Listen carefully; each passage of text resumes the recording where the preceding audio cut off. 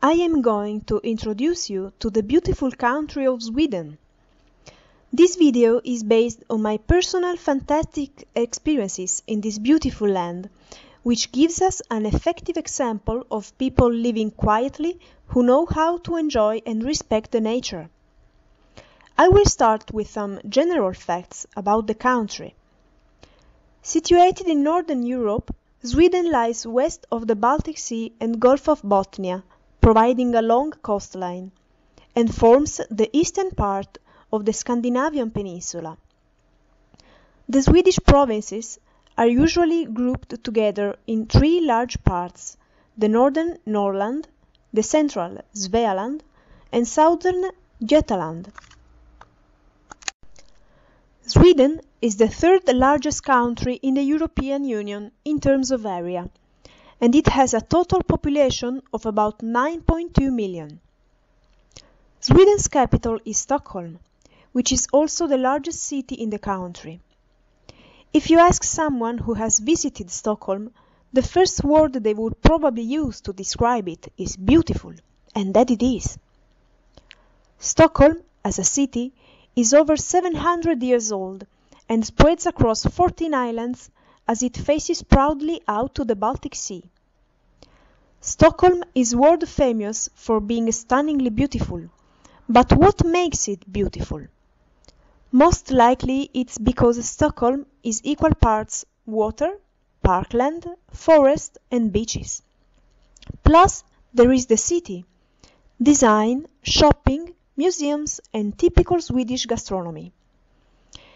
You can get to just about all of Stockholm's many wondrous sites on foot, which is the perfect way to see the city. You can also take a boat trip that will give you a different facet of Scandinavia's largest and probably most fascinating city. The freedom to roam, the right of public access, the right to roam.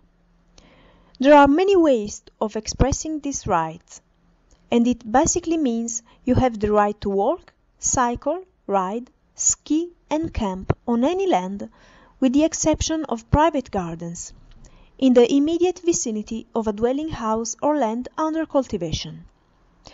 There are also some restrictions on nature reserves and protected areas. Otherwise, Sweden's natural wonders, mountains, lakes, polar plains and glaciers, immense forests, rolling countryside, coastlines and archipelagos are waiting for you to come and discover them.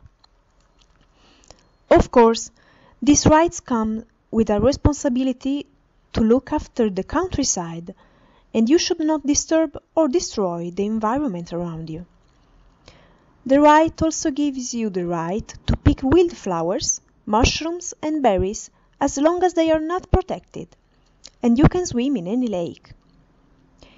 It may interest you to know that Sweden was the second country in the world to introduce an ecotourism charter after Australia. Sweden also set up Nature's Best, Europe's first eco-label that assures the quality of around 180 holidays and activities run by its 80 eco-certified tour operators around the country.